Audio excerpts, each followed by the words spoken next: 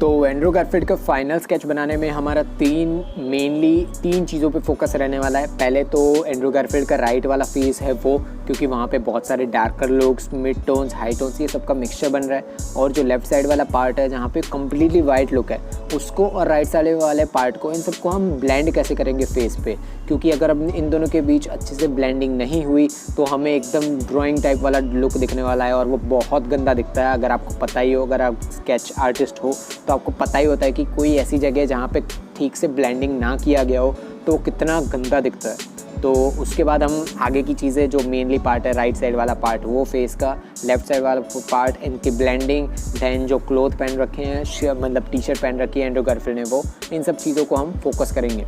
तो इन सब चीज़ों को स्टार्ट करने से पहले तो भाई लाइक कर दो, कमेंट भी कर दो जो सबसे आपकी बेस्ट चीज़ थी ये पूरे पोर्ट्रेट में वो, और शेयर कर दो आपके फ्रेंड्स फैमिली के साथ। और उससे भी बड़ी बात, सब्सक्राइब कर दो यार।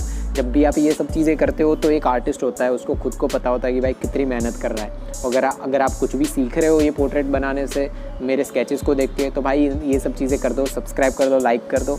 और नहीं भी करना है तो भाई सीख के चले जाओ, मुझे कुछ फ़र्क नहीं पड़ता है, ठीक है। तो उसके बाद हम राइट साइड वाला फेस देखेंगे। एज़ ऑलवेज बेस लेयर बना दिया है हमने। उसके बाद आप यूज़ करो 3B पेंसिल। 2B पेंसिल को ब्लेंड करने के लिए यूज़ करो ईयरबड्स हमेशा की तरह साफ़ होने चाहिए।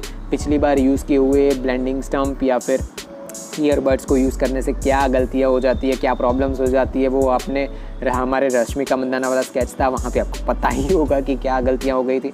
तो ये गलतियाँ हमें यहाँ पे अप्लाई नहीं करनी है।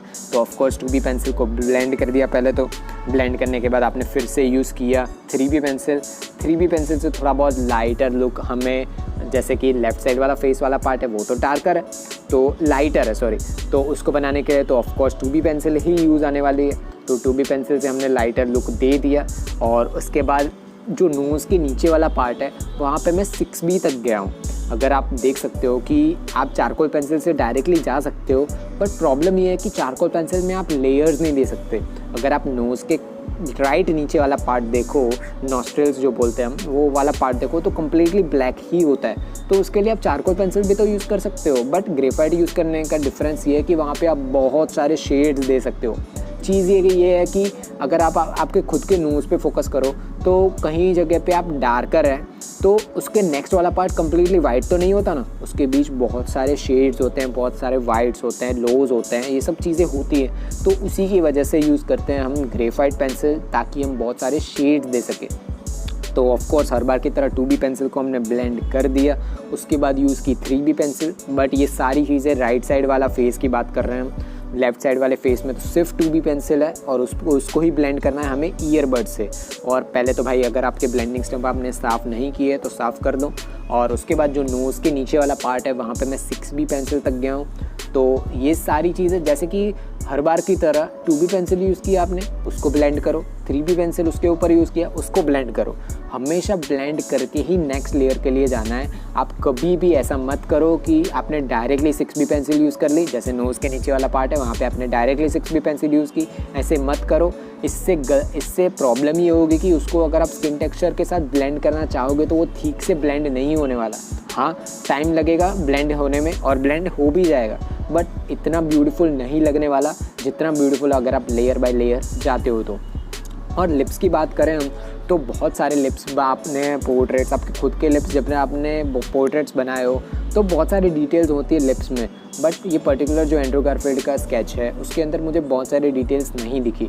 जो अपर लिप है उसमें तो कम्प्लीटली 3B पेंसिल ही है, उसमें भी ज़्यादा शेड्स नहीं थे।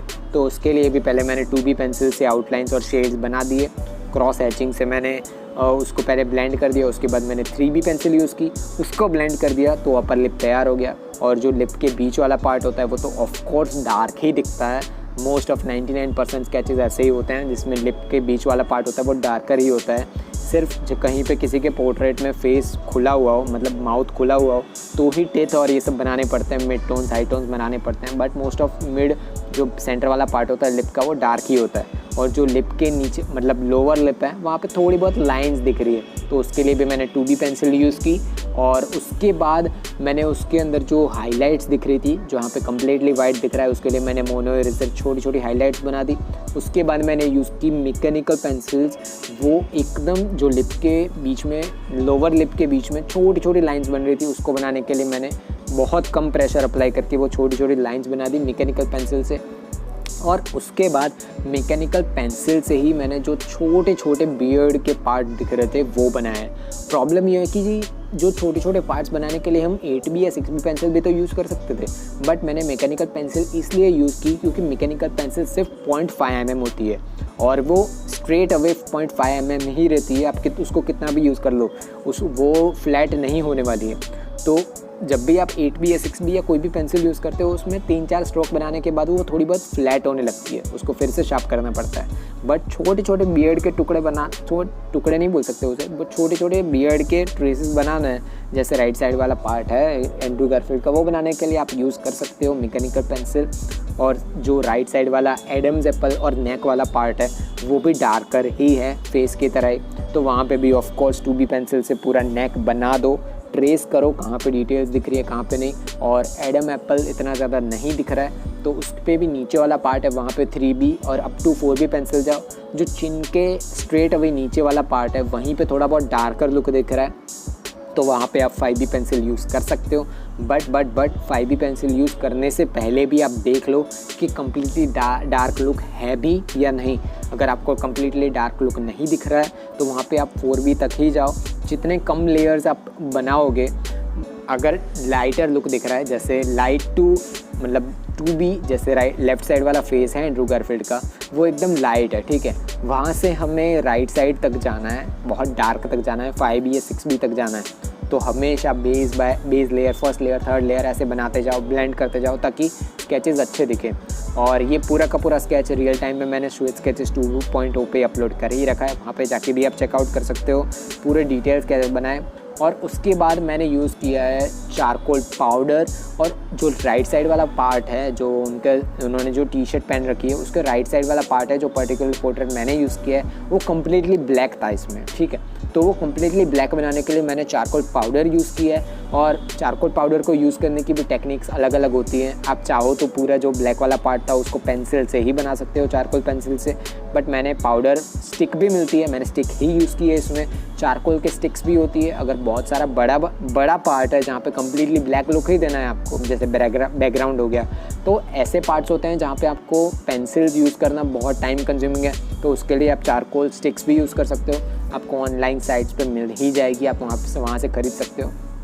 तो उसके बाद जो लेफ़्ट साइड वाला जो मतलब टी शर्ट का पार्ट है वो तो कम्प्लीटली ब्लैक नहीं है, बट वहाँ पे डिटेल्स हैं बहुत सारी, तो उसके लिए मैंने यूज़ किया जो पाउडर निकल रहा था ना, जब आप चारकोल स्टिक यूज़ करोगे ना तो उसमें से बहुत सारे आपको पाउडर निकलेगा, तो वही पाउडर मैंने यूज़ किया लेफ़्ट साइड वाला टी शर्ट पे और बेस लेयर बना दी। और बेस लेयर के ऊपर फिर से मैंने यूज़ की सॉफ्ट चारकोल पेंसिल, जिससे थोड़ी बहुत डार्कर लुक्स मिले। उसके बाद मैंने फिर से यूज़ किया मोनो इरेज़र, और ये इन सब का ब्लेंड करके लेफ़्ट साइड वाली टी शर्ट वाला पार्ट भी बन चुका है। तो ऐसे ही लेयर बाय लेयर हमेशा जाओ आपके स्केचेस में, तब भी आपके स्केचेस ब्यूटीफुल लगने वाले हैं। कहीं पे भी छोटा भी छूट जाएगा, स्केचेस बिगड़ जाएंगे। तो मिलेंगे हम नेक्स्ट पोर्ट्रेट में, जहाँ पे हम बचा हुआ चीज़ें बनाएंगे।